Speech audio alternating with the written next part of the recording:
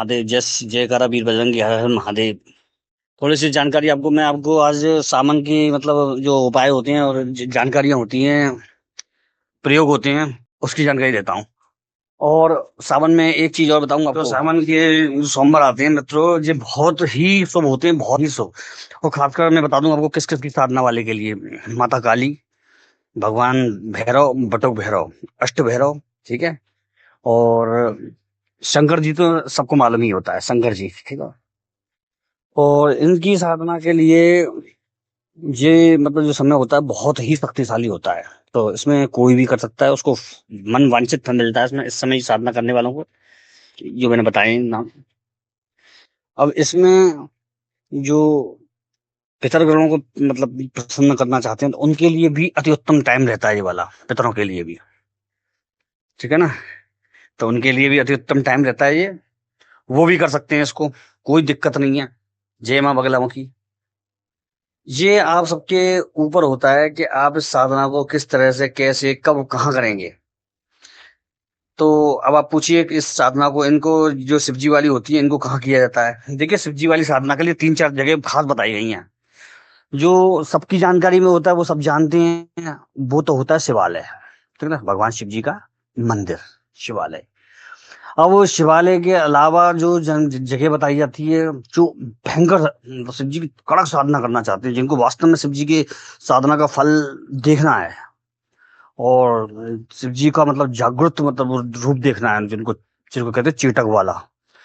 तो उसके लिए मैं आपको बता दूं, उसके लिए जो अति उत्तम होता है, शमशान का जो शिव मंदिर होता है, एकांत बासा और झगड़ाना झांसा, शमशान का जो मंदिर होता है शिव जी का, वहां पर जाकर के आप साधना करें। वहां पर जाकर साधना करेंगे, उसका फल ही अलग होगा। अब एक चीज और बताऊंगा आपको, एक बहुत उत्तम उपाय बता रहा हूं उसको आपको करने के लिए। यदि आप शिव जी का चेतन देखना चाहते हैं, तो नदी किनारे, ऐसा नदी किनारा जो बिल्कुल एकांत वाला हो, जो भी आता जाता ना हो, ना किसी का दखल ना हो, ऐसे नदी किनारे को देखिए पहले तो आप। ऐसी नदी किनारे को देखने के बाद उस नदी के किनारे बैठ करके याद रखिए, माँ आदमी का आवागमन साधना के समय पर बिल्कुल ना हो। साधना के समय पर आदमी का आवागमन बिल्कुल नहीं होना चाहिए। तो समझ लीजिए वो स्थान चेतन है बिल्कुल। शंकर जी का थोड़ा सा मैं जान लीजिए। मैंने तीन जगह बता दी आपको, शिवालय और शमशान का शिव मंदिर, जो सबसे तगड़ा मतलब प्रभाव देने वाला होता है, सबसे तगड़ी साधना वहीं पर होती है। और आपको मालूम है, शमशान का शिव मंदिर होता है, में शक्ति की स्थापना नहीं होती है, शिव ही होती है। वहां पर शक्ति की स्थापना, उस मंदिर में पार्वती नहीं बैठाई जाती है। यदि कोई बैठा रहा है तो वो गलत कर रहा है। कभी भी पार्वती को उस मंदिर में, शमशान के वाले शिव मंदिर में पार्वती नहीं बैठानी चाहिए। वो भूत भावन का मंदिर है, तो वहां पर वो अकेले बैठते हैं। क्योंकि जो संसार में सब काल का ग्रास बन रहे हैं, उनका लेखा जोखा भूत भावन के पास ही रहता है उस समय। वही उनको लेके चलते हैं, तो इसलिए वहां पर शिव पार्वती माता का मंदिर नहीं होता है, ठीक है। अब मैं आपको जो बता रहा था, मैं उसके बारे में बता दूं आपको कि जो शंकर जी की साधना सेवा होती है। अब जो चौथा स्थान मैं बताता हूँ आपको। चौथा स्थान होता है घर का मंदिर, जो एक सबके लिए सामान्य होता है, वो सब करते ही हैं उस जगह पर। तो घर का जो मंदिर होता है, अगर उसमें आप शंकर जी की मतलब पूजा सेवा कर रहे हैं, तो उसके लिए आपको विशेष स्थान चुनना होगा। अब आप कहेंगे कि ऐसा कौन सा स्थान चुनना होगा, तो वो होता है ईशान कोण। ईशान कोण में बैठ करके आपको ये सेवा करनी होगी, तो आपको फल मंदिर का, देवालय का ही मिलेगा आपको। ईशान कोण में अगर घर में बैठ करके आप शंकर जी की सेवा करते हैं, तो ये कर सकते हैं आप। अगर शिव मंदिर में या फिर शिवालय में या शमशान के शिव मंदिर में या कहीं पर भी साधना कर रहे हैं बाहर, तो आपको कम से कम 21 माला तो करनी पड़ेंगी। ये कम से कम है, नहीं तो 108 माला, 51 माला ऐसे होती हैं, ठीक है। ओम नमः शिवाय, ये 6 अक्षर का मंत्र है, और पंचाक्षरी मंत्र है नमः शिवाय। जो मूल प्रभाव वाला होता है वो पंचाक्षरी होता है। उसमें ओम लगा दें, कोई दिक्कत नहीं होगी आपको। ओम अगर लगा के चलते हैं तो भी कोई दिक्कत नहीं होगी आपको। लेकिन जो पंचाक्षरी मंत्र में, सब कईयों ने पूछा पंचाक्षरी में मूल क्या होता है, ओम नमः शिवाय होता है, प्रणव लगा करके पंचाक्षरी नहीं, प्रणव लगा करके पंचाक्षरी नहीं होता है, ठीक है ना। तो नमः शिवाय ही पंचाक्षरी होता है केवल। तो आप इसकी कम से कम इतनी माला मैंने बताई है, 21, 51 या 108, इतनी तो करें कम से कम प्रभाव के लिए। और जितनी ज्यादा, अगर ये आप बाहर के एकांत में जितने ज्यादा रात्रिकालीन सभा में करेंगे आप, उतना ही ज्यादा उसका प्रभाव आएगा। देखेंगे आप इस चीज को। तो बहुत तगड़ी चीज बताइए मैंने आपको।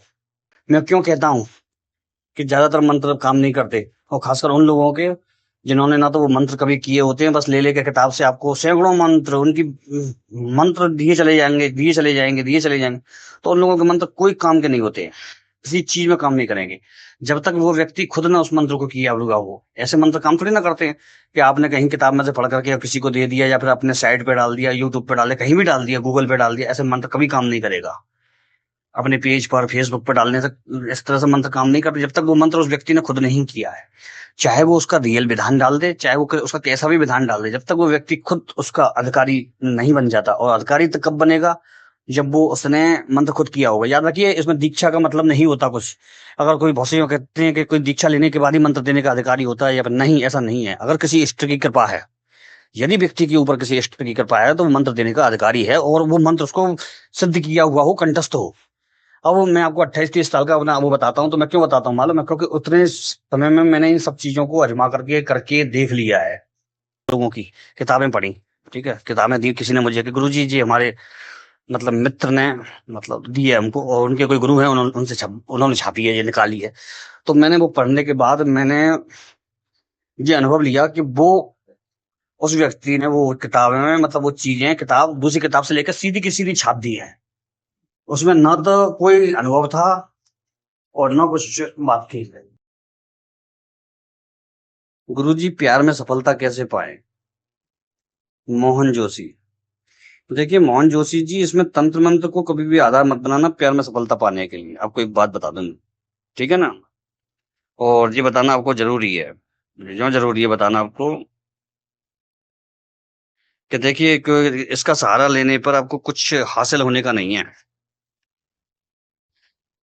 हासिल क्यों नहीं होने का है, ये मैं आपको बता दूं। हासिल क्यों नहीं होने का है कि ये सब चीजें नहीं करनी चाहिए। जो चीज आपके भाग्य में है, जो आप पाना चाहते हैं, यदि वो आप लेना चाहते हैं, तो वो आपको तभी मिलेंगी जब आप ऑनेस्ट होंगे, ईमानदार होंगे। अन्यथा इन चीजों को आप आधार बना करके मत चलिएगा। अगर आपको इन चीजों में सफलता पानी है, ईमानदार बनी, इन चीजों को आजमाएंगे आप, तो अपनी ईमानदारी से कर्म करिए। हाँ, ये बात जरूर है, कोई अच्छा सा अनुष्ठान करवा लीजिए अपने अपने उसके भाग्य वृद्धि के लिए, और अपने आकर्षण के लिए, अपने अपनी उसके उसको बढ़ाने के लिए, अपने प्रभाव को बढ़ाने के लिए। बाकी वशीकरण वगैरह तो सब बेकार किए हैं। और कई लोगों के वो भी आते हैं ना मैसेज, फोन, इसके लिए तो मैं उनको डांट देता हूँ। क्योंकि ये चीज मुझे खुद ही नहीं पसंद है, तो मैं कैसे करवाऊं लोगों को।